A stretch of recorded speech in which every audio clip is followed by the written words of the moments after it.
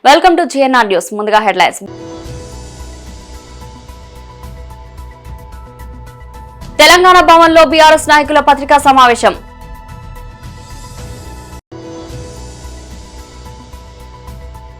నాంపల్లిలో రాష్ట్ర కార్యాలయంలో నారీ శక్తి Van Dhan scooty rally poster ఆవిష్కరణ.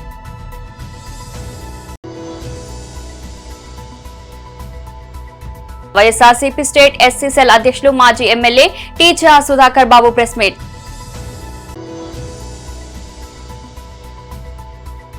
తిరుమల కొండపై అక్రమ వసూలు, ఉద్యోగిపై వేటు వేసిన టీటీడీ. తెలంగాణ భవన్లో బీఆర్ఎస్ నాయకుల పత్రికా సమావేశం. దాని యొక్క ధర ఇది. మరి ఈ కాంట్రాక్టులో స్పష్టంగా ఏమనున్నది? జనరలీ ఏ ప్రభుత్వ కాంట్రాక్ట్ అయినా మనం ఇట్లా రీటైల్ షాప్స్లో కాదు, OEM ఒరిజినల్ ఎక్విప్మెంట్ మ్యానుఫ్యాక్చరర్ లేదా ఆథరైజ్డ్ డీలర్ వాళ్ళ నుంచి కొనుగోలు చేస్తే బల్క్లో 38,310 డివైస్లు కొనుగోలు చేస్తే ధర ఎంత వస్తుందో ఎవరికైనా కూడా సాధారణంగా తెలిసిపోతుంది. సుమారు ఇదే 6,500 6,900. మరి ఈ మార్జిన్ ఏమైంది? ఈ మిగతా గ్యాప్, ఈ 30 కోట్ల రూపాయలు ఏమైనాయి అని మేము అడగడం నేరమా? ఈ ప్రభుత్వాన్ని ప్రశ్నలు అడగడం తప్ప, విచారణ కోరడం తప్ప? అది అప్రజాస్వామికమా? అది యాంటీ నేషనలా? ముఖ్యమంత్రి గారిని అడిగినా అసెంబ్లీలో నేను బట్టలు కూడా తీసుకొడతాను వారంటారు. పొంగులేటి గారు లాంటి వాళ్ళు నేను బాంబులు పడతాయి చూడండి అని అంటారు. సీతక్క గారేమో ఏకంగా చెప్పుతో కొడతా అని అంటారు. సీతక్క గారు, మీరంటే మాకు గౌరవం ఉన్నది, కానీ మీ భాషలో మేము అలా సమాధానం ఇవ్వలేము. మా విద్య కానివ్వండి, మా సంస్కారం కానివ్వండి, మా పార్టీ పెద్దలు కానివ్వండి, అలాంటి లాంగ్వేజ్ మేము యాక్సెప్ట్ చెయ్యం. సో మేము అనేది ఏంటంటే, విచారణ అడిగితే చెప్పుతో కొడతా అనడం ఏంటిది? విచారణ కోసం అడిగితే మా మీద కేసు వేయడం ఏంటిది?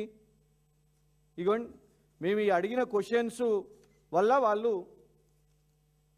కేసు వేయడం జరిగింది. నిన్న మీకు అందరికి కూడా వచ్చింది ఆ కాపీ. ఇంకా విచిత్రం ఏంటంటే, విచారణ అడిగినందుకు పెద్దలు కేసీఆర్ గారిని లీగల్ నోటీస్, వారికి లీగల్ నోటీసులు, మేము ట్వీట్లు వేసినందుకు, మేము వీటి మీద ట్వీట్ వేసినందుకు, ఈ ఆధారాలన్నీ బయట పెట్టినందుకు కేసీఆర్ గారు క్షమాపణ చెప్పాలనంట, ఈ అన్ని పోస్టులు డిలీట్ చేయాలనంట. మరి ఈ పోస్టులు మీరేసినందుకు ఇగోండి, ఇది నిన్న వాళ్ళు ఫైల్ చేసిన కేసు. పోలీస్ డిపార్ట్మెంట్ ఇచ్చిన కంప్లైంట్ కూడా వారి పేషీలో పనిచేసి ప్రజాభవన్ అక్కడి నుంచి వాళ్ళు కేసు ఫైల్ చేయించారు సీతక్క గారు తరఫు నుంచి. మేము అనేది ఏంటంటే, ఇదే కేసు అదేదో సిబిఐ దగ్గర పెట్టండి. తప్పుంటే సిబిఐ ఇందులో మీరు ఆరోపణ తప్పుంది అని అన్నప్పుడు మేము అప్పుడు సిబిఐ చెప్పేస్తే అప్పుడు క్షమాపణ చెప్తాం కదా, అది తేలుస్తుంది మొత్తం. లేదు నిజంగానే ఇలా తప్పుంటే మన రాష్ట్రానికి ఆ 30 కోట్లు బచాయిస్తుంది కదా. ఇదే 30 కోట్లతోనే అంగన్వాడీ టీచర్లకు వాళ్ళ జీతాలు, లేకపోతే ఇంకేదన్నా వాళ్ళ వెల్ఫేర్ కోసమో, లేదు చాలామంది ఓవర్సీస్ ఫెలోషిప్, ఎస్సీ ఎస్టీ బీసీలు ఓవర్సీస్ ఫెలోషిప్ మాకు బకాయిలు ఉన్నాయంటే ఇదే 30 కోట్లు వాటికి లాభం అవుతాయి కదా. మీరు మీ రాష్ట్ర ప్రభుత్వాన్ని కేసు వేసే బదులు ఇదే కేసు సిబిఐకి వేయండి, పూర్తిగా తేటతెల్లమవుతుంది. నాంపల్లిలోని రాష్ట్ర కార్యాలయంలో నారీ శక్తి వందన్ స్కూటీ ర్యాలీ పోస్టర్ ఆవిష్కరణ. నమస్కారం అందరికీ. నారీ శక్తి వందన్ అధినియం ఇదొక విప్లవాత్మకమైన నిర్ణయం.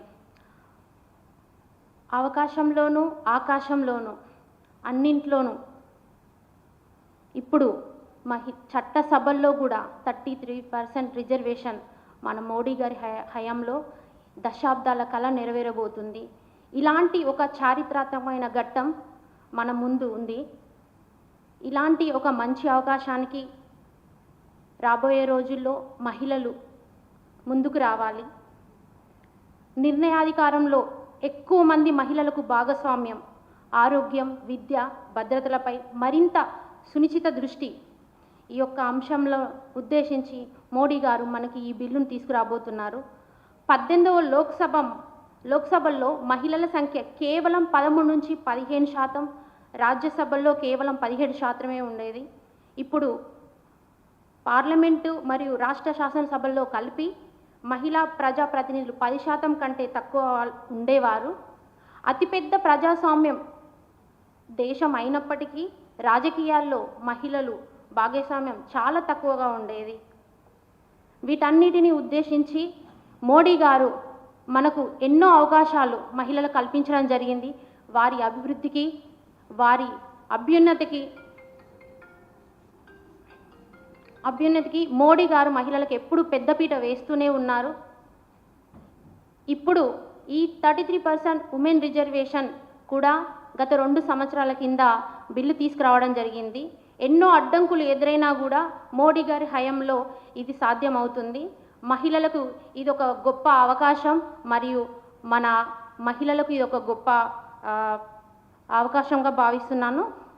ఇప్పుడు మనం 15th రోజు నాడు KMIT కేశవ్ మెమోరియల్ ఇన్స్టిట్యూట్ నుంచి అసెంబ్లీ వరకు ఒక బైక్ ర్యాలీ నిర్వహిస్తున్నాము.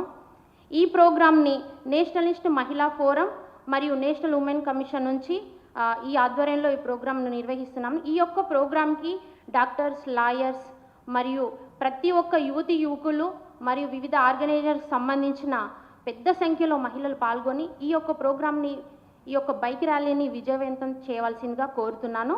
మనం ఈ యొక్క ప్రోగ్రాంలో మోడీకి vote of thanks, I support 33% reservation bill, I support Modiji అని ఒక చిన్న స్లోగాన్స్తో ప్రతి ఒక్కరు భాగస్వామ్యం అయ్యి ఈ ప్రోగ్రామ్ని సక్సెస్ చేయాల్సిందిగా కోరుకుంటున్నాను. ధన్యవాదాలు. వైఎస్ఆర్సీపీ స్టేట్ ఎస్సీ సెల్ అధ్యక్షులు మాజీ ఎమ్మెల్యే టీచా సుధాకర్ బాబు ప్రెస్ మీట్. అవుతున్న సామాన్య ప్రజలకు రక్షణ అందించాల్సిన పోలీసు వ్యవస్థ పూర్తిగా గాడి తప్పి, అది ఒక తెలుగుదేశం పార్టీ, జనసేన, బీజేపీ కూటమికి జేబులో ఒక ట్రంప్ కార్డు లాగా కూటమి ప్రభుత్వ కక్ష సాధింపు చేయటానికి రెడ్ బుక్లో రాసుకున్న కొన్ని పేర్లను టార్గెట్ చేసి వాళ్ళని వేధించడానికి బాగా ఉపయోగపడుతున్న వ్యవస్థ పోలీసు వ్యవస్థ. భారత ప్రజాస్వామ్యంలో అత్యంత కీలకమైన మూల స్తంభాలలో ఒకటైన రక్షణ రంగం, అంటే ఈ సమాజంలోని అణగారిన వర్గాలకు, బలహీన వర్గాలకు, పేదవాడికి లేదా సంపన్న వర్గంలో వేధింపులకు గురవుతున్నటువంటి వర్గాలకు రక్షణ కవచంగా ఉండాల్సిన పోలీసు వ్యవస్థ అధికార పక్షానికి పూర్తిగా కొమ్ముగాయటం అనేది ఈ రాష్ట్రంలో జరుగుతున్న అత్యంత దురదృష్టకరమైనటువంటి సందర్భం. వ్యవస్థ మొత్తాన్ని కూడా ఇప్పుడు మేము నిందించలేము, కానీ వ్యవస్థకు అధిపతి అయిన డీజీపీ,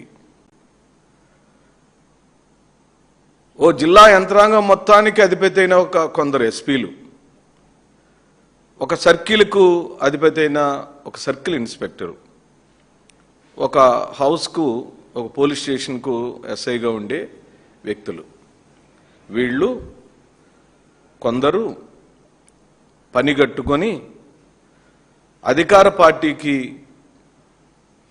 కొమ్ముగాస్తూ పోలీసు జులాన్ని ప్రదర్శిస్తున్నారు. సాధారణంగా పోలీసును చూసి దొంగలు భయపడాలి, పోలీసులను చూసి అక్రమాలు చేసేవాడు భయపడాలి, పోలీసులను చూస్తే హత్యలు చేసేవాడు భయపడాలి, పోలీసులను చూస్తే అక్రమాలకు, అన్యాయాలకు ఎవడైతే పాల్పడుతుంటాడో వాడు పరారైపోతుండాలి. కానీ ఈ రాష్ట్రంలో దురదృష్టకరం, అతి సామాన్యుడు, జగన్మోహన్ రెడ్డి గారి వీరాభిమాని, జగన్మోహన్ రెడ్డి గారి కోసం ఏమైనా చేయటానికి తెగించినటువంటి కార్యకర్తలను టార్గెట్ చేసి భయభ్రాంతులకు గురి చేసి భావ ప్రకటనా స్వేచ్ఛని హరిస్తూ, ఈ భారతదేశ రాజ్యాంగంలో ఏ వ్యక్తికైనా తను అనుకున్న అంశాలను క్రమశిక్షణతో కూడుకున్న భావ ప్రకటనా స్వేచ్ఛ ఉంది.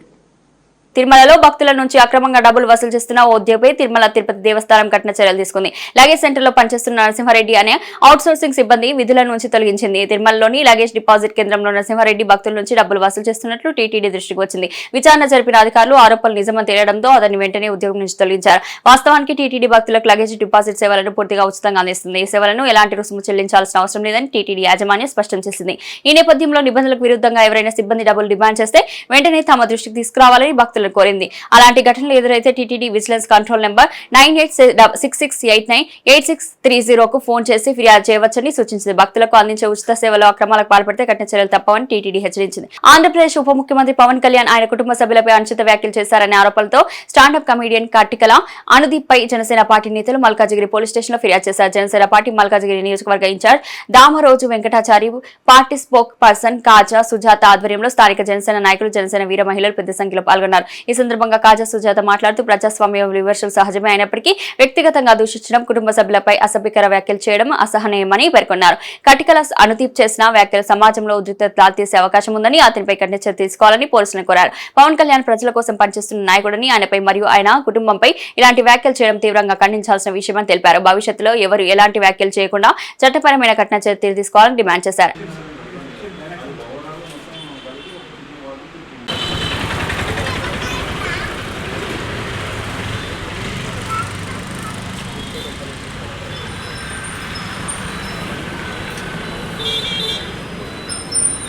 మల్కాజిగిరి పోలీస్ స్టేషన్లో అనుదీప్ గాడిద మీద మేము కంప్లైంట్ చేయడం జరిగింది. ప్రతి ఒక్కరూ ఎవరైనా సరే పవన్ కళ్యాణ్ అంటే ఒక హై లెవెల్లో అయ్యేటట్టు, వాళ్ళు హైప్ అయిపోయేటట్టుగా పవన్ కళ్యాణ్ దృష్టిలో పెట్టుకొని పవన్ కళ్యాణ్ తిడితే నేను హైట్ అవుతా, నేను హై లెవెల్లో ఉండిపోతా అనే వ్యాఖ్యలు ప్రతి ఒక్కరికి ఇది హెచ్చరికగా, పవన్ కళ్యాణ్ కార్యకర్తలుగా హెచ్చరికగా చెప్తున్నాము. ఎవరైనా ఈసారి ఆయన మీద అనుచిత వ్యాఖ్యలు చేశారో వాళ్ళకి ఇంట్లోకి వచ్చి బట్టలిప్పి కొడదామని ఈ సభముఖంగా నేను తెలియజేస్తున్నాను. స్టాండప్ కమెడియన్ ఈ మధ్య చేసిన ఒక వీడియో సోషల్ మీడియాలో వైరల్గా మారింది.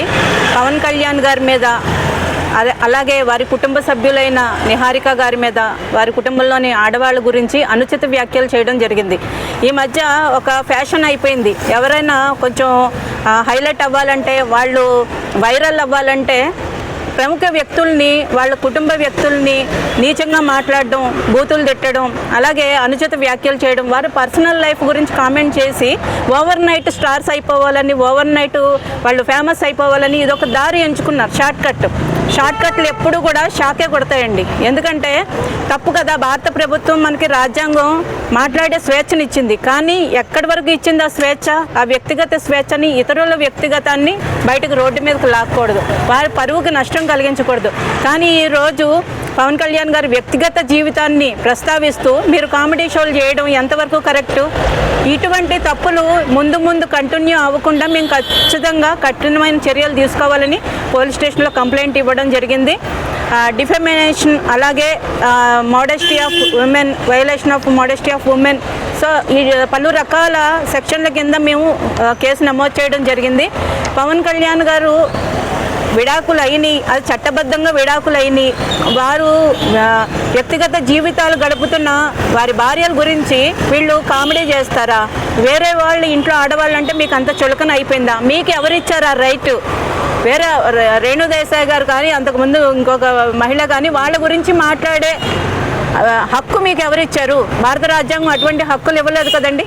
చట్టబద్ధంగా జరిగిన వాటిని గురించి మాట్లాడడానికి మీరు ఎవరు? కామెడీ చేస్తారా? మీరు రామ్ చరణ్ గారి గురించి కామెడీ చేస్తారా? ఉపాసన గారి గురించి కామెడీ చేస్తారా? నిహారిక గారు ఒక లేడీ, తన సొంత కాళ్ళ మీద నిలబడుతూ ఈరోజు ఎంతో పేరు ప్రఖ్యాతులు సంపాదించుకుంటున్నారు. ఆవిడ ఒక ప్రొడ్యూసర్గా మీరు సిగ్గు తెచ్చుకోండి. ఒక ఆడవాడిని చూసి అంత పేరు ప్రఖ్యాతులు సంపాదించుకుంటుంటే మీరు వాళ్ళ మీద జోకులు వేసి మీరు బతుకుదెరువు కోసమా ఇది? ఏమనుకోవాలి అంటే మీ బతుకుదెరువు కోసమో, మీ ఇంటి వాళ్ళని బతికించడం కోసమో, బతుకుదెరువు కోసమో వేరే ఇంట్లో వాళ్ళని, మహిళల్ని రోడ్డు మీదకు లాగడం ఎంతవరకు కరెక్టు? అనుదీప్ గారిని నేను ప్రెస్ సాక్షిగా ఇప్పుడు అడుగుతున్నాను. వేరే వాళ్ళ మహిళల గురించి మాట్లాడి మీరు సంపాదించుకొని మీ ఇంట్లో ఆడవాళ్ళకి భోజనం పెడతారా? ఇది ఎంతవరకు కరెక్టు? మీరు ఆలోచించుకోండి, మీరు సమాధానం చెప్పండి. సో ఇటువంటివి మళ్ళీ మళ్ళీ రిపీట్ అవ్వకుండా ఉండడం కోసం మేము చర్యలు తీసుకోవాల్సిందిగా ఈరోజు కంప్లైంట్ ఇవ్వడం జరిగింది. మాకు స్టేషన్లో సార్ హామీ ఇవ్వడం జరిగింది, ఖచ్చితంగా వారి మీద చర్యలు తీసుకుంటామని చెప్పి. సో మేము అందరం దానికోసం వెయిట్ చేస్తున్నామండి. గాయని మంగ్లీ సోషల్ మీడియాలో తన జీవితానికి శాపంగా మారుతుందని ఎప్పుడు ఊహించలేదని తీవ్ర ఆవేదన వ్యక్తం చేశారు. నిజాలు తెలుసుకోకుండా తనను నిందించడం సరికాదని ఆమె కంటతడి పెట్టారు. తనపై వస్తున్న ఆరోపణలతో ఆమె మానసికంగా కుంగిపోయినట్టు తెలుస్తుంది. ఈ సంఘటన ఆమె అభిమానులను కలిసివేసింది. యాంకర్ పార్ట్ 7 ఉమ్మడి ఆంధ్రప్రదేశ్ మాజీ స్పీకర్ స్వర్గీయ దుద్దిల శ్రీపాదరావు 27వ వర్ధంతి వేడుకలను కాంగ్రెస్ పార్టీ రామగుండం కార్పొరేషన్ అధ్యక్షులు మొంతాల రాజేష్ ఆధ్వర్యంలో సోమవారం గోదావరికని బస్టాండ్ సమీపంలో శ్రీపాదరావు విగ్రహం వెళ్దామని ఒక మీడియాలో చెప్పిండు ఆల్రెడీ. కాబట్టి అలాంటి వ్యక్తులకు కొంచెము మూమెంట్ ఇవ్వకండి అని కోరుతున్నాం. మళ్ళీ మీరు బాధపడద్దు, మీడియా కూడా 100% మీకు సపోర్ట్ చేస్తుంది. అదే ఈ విషయంలో మీరు కొంత క్లారిటీ ఇవ్వాలన్న ఉద్దేశం. సో మీ అభిమానులకు పోలీస్ డిపార్ట్మెంట్ మీరు రిక్వెస్ట్ చేసి నేను మీడియా మిత్రులకు నేను ఒకటే కోరుకుంటున్నా, దయచేసి ముందు వెనక వెరిఫికేషన్ చేసుకొని పోలీసు వాళ్ళని కూడా అడిగి దయచేసి నేను సోషల్ మీడియా నుంచి వచ్చా. నేను సోషల్ మీడియానే నాకు శాపంగా మారుతుందని నేను ఏ రోజు కూడా అనుకోలేదు. నేను ఒక ఆడపిల్లని దయచేసి చెప్తున్నా, ఇందులో నా ఇన్వాల్వ్మెంట్ ఉంటే మళ్ళీ చెప్తున్నా, మీరు ఏం చేసినా నేను పడ్డానికి సిద్ధం, నేను ఎక్కడికైనా వస్తాను.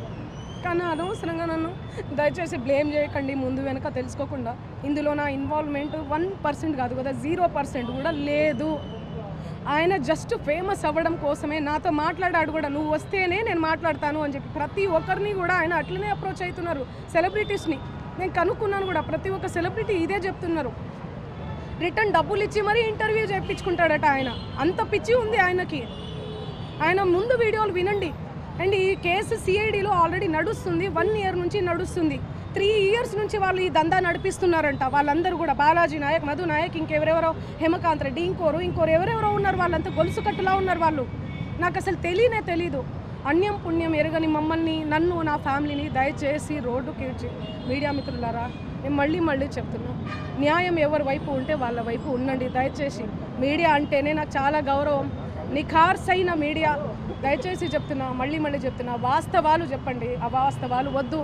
సడన్గా ఇట్లా ఏం తెలియకుండా ఎవరో వచ్చి నా మీద ఎలిగేషన్స్ వేస్తే దయచేసి మీరు పెట్టుకోకండి. ఎందుకంటే నేను ఒక ఆడబిడ్డని, గిరిజన ఆడబిడ్డని. ఎవరెవరో పడనోళ్ళు మా ప్రోగ్రామ్కి రాలేదు, అంత బలుపా, అంత ఓవర్ యాక్షనా, ఏమేమో ఉంటాయి. వాళ్ళు వచ్చి పడదు అని చెప్పి ఏదేదో మాట్లాడుతుంటారు. మీరు అట్లా పెట్టుకోవడం చాలా తప్పు. దయచేసి మీడియా మిత్రులు, నా ఫ్యామిలీ లాంటి వాళ్ళు, నా ఫ్యామిలీ మీడియా అంటేనే నా ఫ్యామిలీ, నేను కూడా ఒక జర్నలిస్ట్గానే వచ్చాను. కానీ ఎవరిని ఏ మాట అనకుండా నా కష్టాన్ని నేను నమ్ముకొని, నా పాటను నేను నమ్ముకొని ముందుకెళ్తున్నా. నా మీద పార్టీ ముద్రలు వేసినా కూడా నేను వద్దు ఈ పార్టీ అని చెప్పి అప్పుడెప్పుడో ముందుసారి సిచ్యువేషన్ని బట్టి వెళ్ళి పాటలు పాడిన. పార్టీ ముద్రలు వేస్తే 2023, 2024 ఎలక్షన్ మూమెంట్లో అసలు నేను ఎక్కడ కూడా కనిపించలేదు, ఎవరికి పాటలు కూడా పాడలేదు. అవునా కాదా? మీరు సెర్చ్ చేయండి. మళ్ళీ చెప్తున్నా, నాకు వద్దు, నా పాట ముఖ్యం. నాకు వద్దు ఈ పార్టీలు, పార్టీ జెండాలు, ఈ సుబ్బు లాంటి ఫేక్ ఎలిగేషన్స్ వద్దు నాకు ఇవన్నీ. నేను ఎందుకు ఇన్వాల్వ్ అవుతాను చెప్పండి. దయచేసి చెప్తున్నా, నాకున్న క్రెడిబిలిటీతోనే ఇంతవరకు నేను వచ్చిన, ఆ క్రెడిబిలిటీతోనే ఇక్కడ దాకా కూడా నేను వచ్చిన.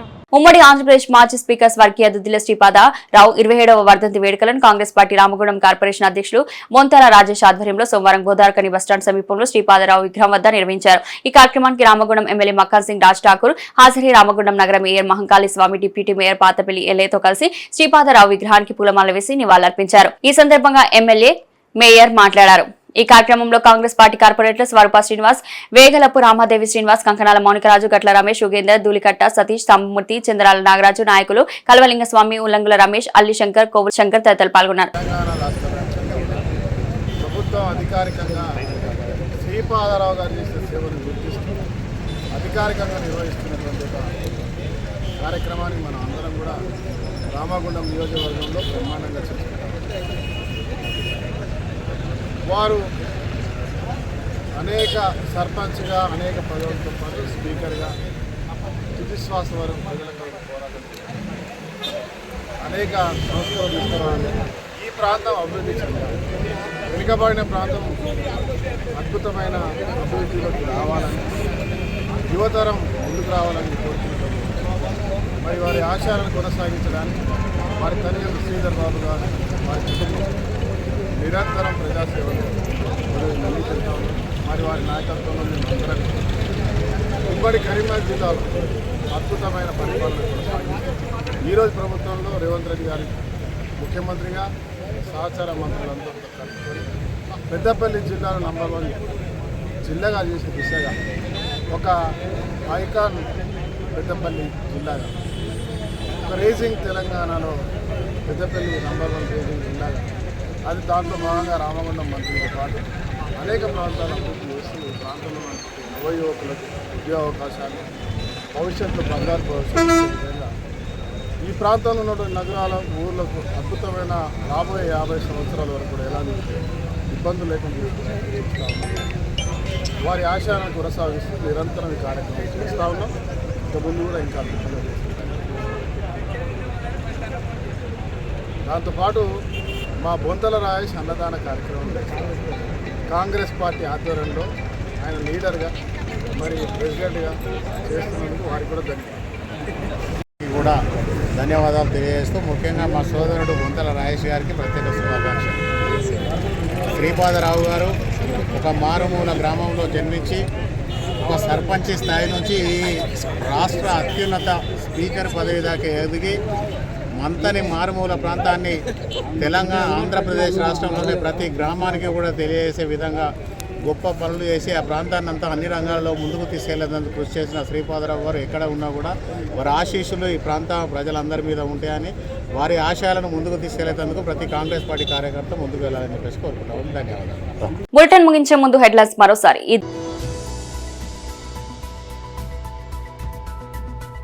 తెలంగాణ భవన్లో బీఆర్ఎస్ నాయకుల పత్రికా సమావేశం.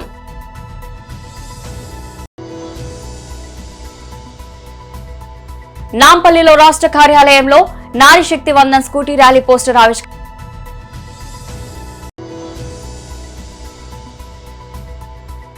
వైఎస్ఆర్సీపీ స్టేట్ ఎస్సీ సెల్ అధ్యక్షులు మాజీ ఎమ్మెల్యే టీచా సుధాకర్ బాబు ప్రెస్ మీట్.